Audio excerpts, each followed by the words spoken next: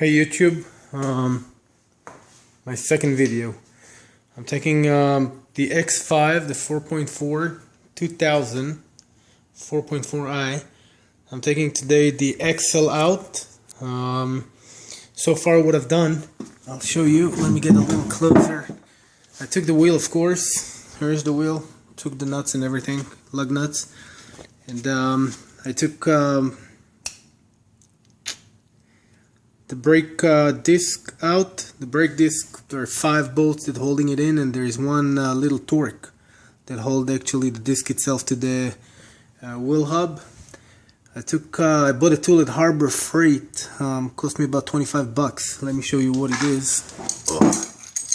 And I put, alright, here is the tool. That's what it is. And that's basically a puller. I put the brake disc back on the wheel hub, and I hooked it up here to the brake disc. I put the bolts and everything. Alright, let me see if I can do that just to show you. And then I hooked these 3 arms on the brake disc. Alright, I hooked back these 3 arms on the brake disc, and you screw this one right here inside, and you'll pull the hub out. So I got the hub out. Now I'm going to start and take some of the control arms, as well as the strut. I'm going to take, there are 2 bolts on the strut. I'm not sure what size it is yet, but I'll put it on the, when I edit the video, I'll have the size of the nuts. And I'm going to take this axle right here, the CV joint, CV axle. I'm going to take it out. Okay, this is the first one. There are 2 bolts that holding the strut into the wheel case. This is the first one. It's a number, let's see where the number 22. You can't see the number, it's right there. You can't see it. So one of them I opened already, but I want you to see how hard it is to open it. So this one is loose. I'm going to open this one. But, alright, I can't hold the camera and do it, but this is hard. That's probably about, I would say, God almighty. Alright, I'm going to cut it off and do it, and then bring you back. Okay, I opened it. I can just tell you it wasn't easy. Probably put about maybe 200 pounds, 250 pounds pressure at the edge of the ratchet. So I got both of them out. As you can see, I guess I'm gonna have to take that out with the wrench.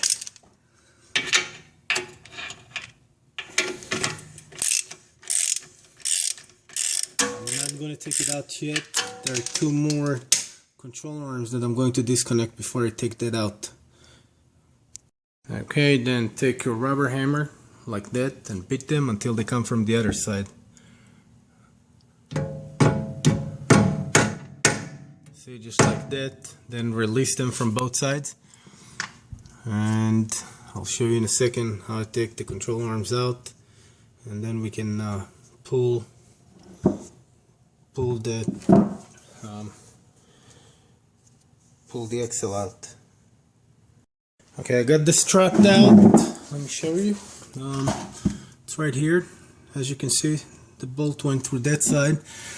And I put the nut back on the bolt because usually I don't like to lose stuff, so I keep it that way. I put it back here as well. I like to work organized, make sure I find all my stuff after that. I don't know how long it's going to take for me to find the CV joint. It's kind of tough to find it for this year.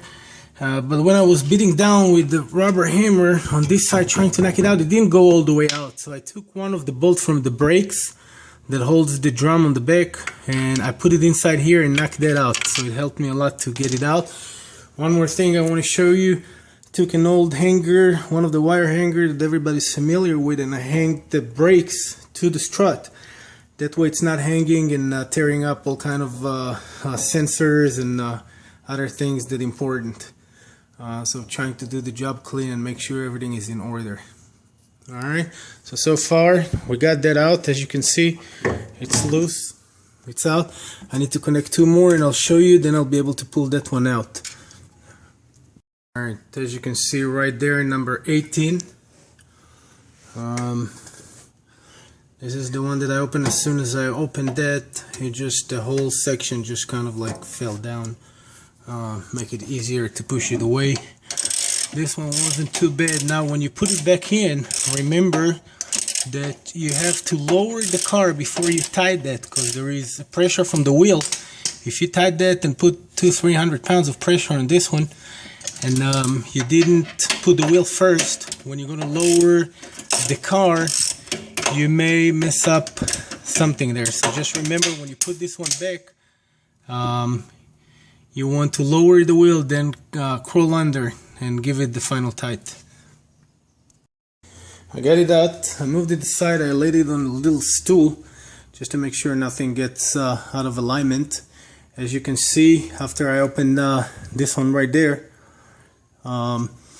it basically just came loose. I could take this one out. Now I'm going to pry this one from that section from the back. I'm going to pry it out, take it out, and inspect everything and see why I get this ticking noise when I'm accelerating. Just to recap, I'm a very big fan of Harbor Freight. You can get all the tools that I used here so far at Harbor Freight, harborfreight.com, where you can find one of their locations. They got everything, all the tools that I have in my shop, everything is from Harbor Freight. I never pay too much on tools. They have excellent customer service. Now, this is not a commercial for Harbor Freight. I just enjoy buying my tools there because it make me be able to afford doing the work that I'm doing without spending a fortune on high-end tools. Okay, so I'll show you in a little bit how I'm going to pry the axle out. Okay, now remove the undercarriage under the car. To be able to pry out the axle, you're going to have to remove the cover. This is why she... Hold on one second, Kaden. I'm in the middle of this one. Just leave the last one on so you can just swing it like that. Move it out of the way, because if you're going to take all of them out, it's going to fall down and then it's going to be kind of tricky to put it back in. So you open all of them a little bit, then you open all of them and leave one of them so you can swing it off. Then you're going to have the excess to pry out. Here it is. That's the one that you're going to have to pry out right there. You hit it on the side with a rubber hammer and it's going to come off. I'll show you from the other side. Alright, so that was the other side. I already took it out here. Anyway, I'm going to rebuild it. But I beat it a couple of times with a rubber hammer and a ply bar, and it comes out. And now, in a second, you'll see exactly how it looks when all of it is coming out. It's not a big of a deal. Probably should take not more than maybe an hour and a half to 2 hours. Don't be afraid to try it. You can do it. If I did it, everybody else out there can do it. Now this is out. I'm going to take it for a rebuild. And then I'll have a second one when I'm putting everything back together. Good luck. Here is the CV axle, and it's out. This section goes in right there, and this is the wheel hub with the bearing inside, and this section goes right here on the other side, from this side. Alright, now I'm going to inspect everything, see where the problem is, why it was sticking like that, have it rebuild or find something on the local market here that I can buy, and that's it. If you have any questions or comments or anything, drop me a comment and I'll respond as fast as I can. Good luck.